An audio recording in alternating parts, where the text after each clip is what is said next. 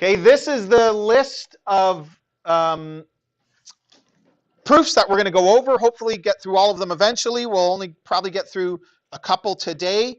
So we're going to start with constant function. We're going to skip over power rule. If we have time in class, we might cover that one. I'll put it up online. It's a bit of a tricky one. It's interesting, but it's not usually one that we test on or anything, so we don't always have time to look at it. Constant multiple, sum and difference. Those are the ones we've done so far. And like I said, we're going to do a day next week on product and quotient, and we'll prove those at that time when we get there. Okay, so we'll start with the constant function rule. This one is super easy. It is not usually one pretty much guaranteed that will be on a test. It's too easy. Not as interested in this proof. It's still good to prove so that we've kind of proven everything, but so this is one where f at x equals k.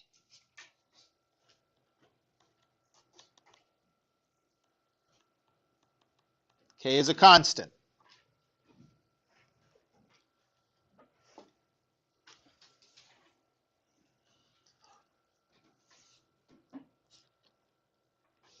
I'm sure I'll say this many times.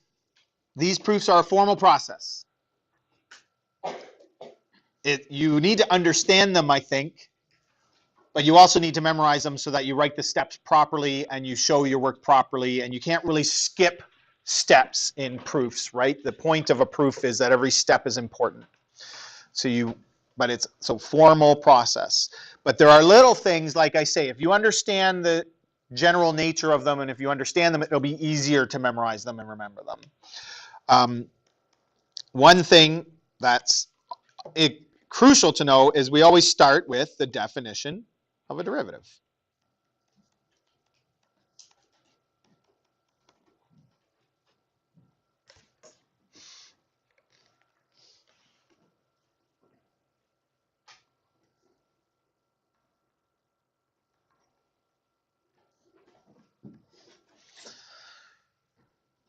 Starting in this unit, notice when we took the derivatives, we didn't talk about limits anymore. Because now we know a simpler way of taking the derivative of things. We're not writing the limit statement anymore. We will continue in this unit for the proofs, and then that'll basically be it. You limit statement throughout the rest of the course. I mean, maybe here or there, but for the most part, that's not how we do it anymore. But for the proofs, we do. Okay, and that's why you have that sheet on the properties of limits. So this right here, notice that it says f at x equals k. Right? That's what it says. So can't I put k in for f at x there? Minus f at x is minus k. What is f at x plus h? I mean, it's also going to be k, right? Because that's what a constant function means. No matter what you put in for x, the function is always k.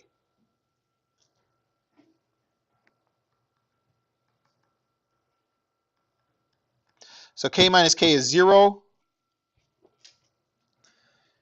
0 over h is 0.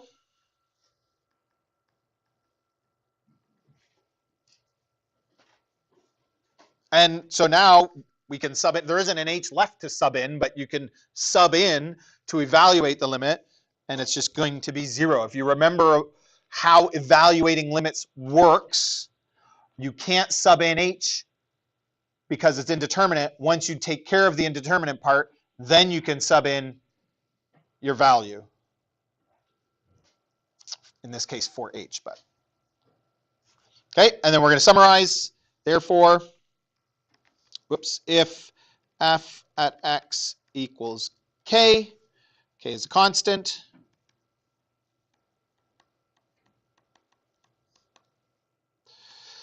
then f prime is 0. So we stated it before. We used it already a fair bit today. Now we've proven it.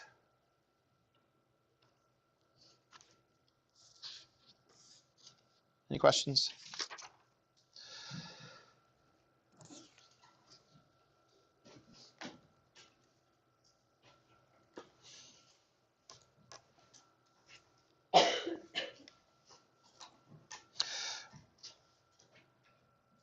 We're going to skip the power rule.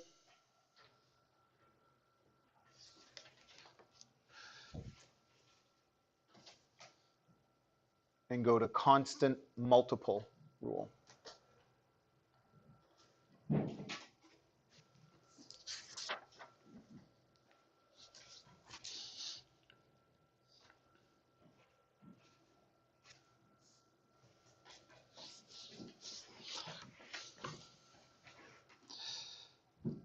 So this is the one that looks like this.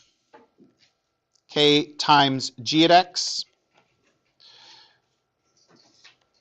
where k is a constant and g at x is differentiable.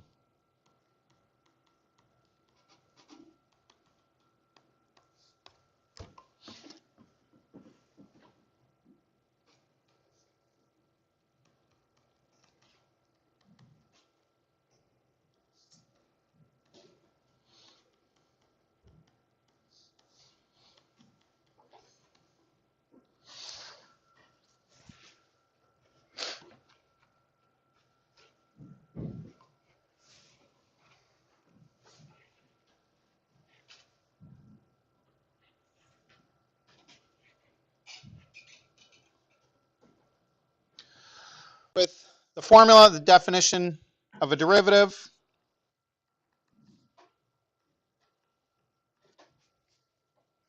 now I'm just thinking about function notation.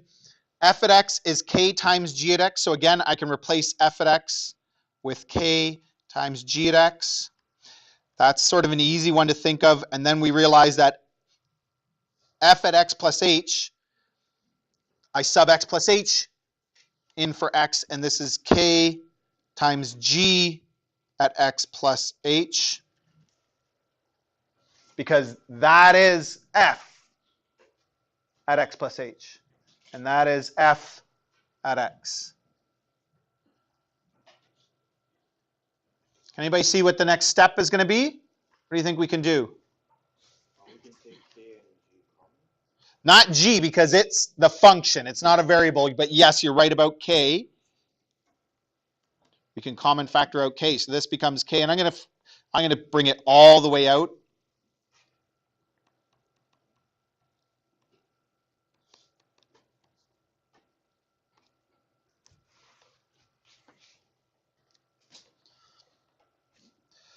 Now take a look at your properties of limits sheet. There was a question on a worksheet last unit. It was a challenge question, a bonus question kind of thing, that you actually had to assume one of these properties. I think it's the one we're about to use. You had to assume these properties, which you should never do that, but it was just a simple question. And it's an intuitive thing, I think, if you think about it. But we're not proving these properties. We're taking them for granted. We're just taking them as they are. I'm telling you these are all true. I would encourage you to read through this sheet and try to figure out, make sure you understand what they're all saying. Take a look at number 3.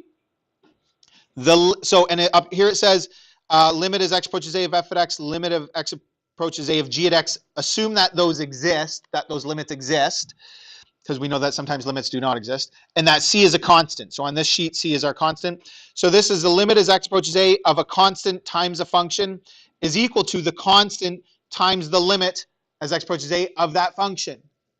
So you can actually take a number, a constant, which could be a coefficient or something, outside of the limit statement, all the way outside. So that's the one that we're going to use here.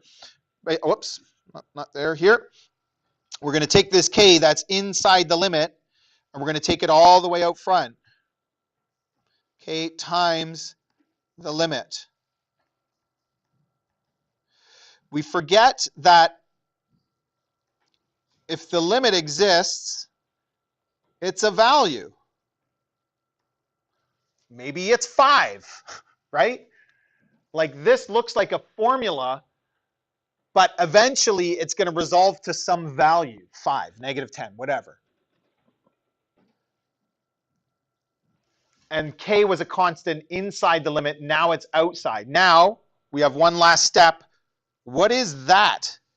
And this is what when you're doing these proofs, You got to know that this is what you're working towards, and you have to see it in this step. I mean, you'll memorize that kind of thing, but you gotta, when you get there, you got to know what you're looking at. Does anybody know what that is? Very nice. Good spot. Think about this f prime. This is the definition of the derivative. F prime equals that. F prime is this, by definition. Isn't that the same thing, but just with g? So this is, whoops, I'm doing it blue.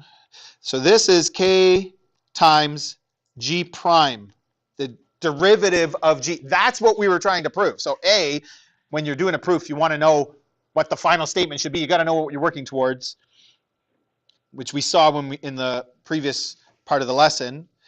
And I'm just going to restate this. Therefore, if f at x equals k times g at x, then f prime at x equals k times g prime.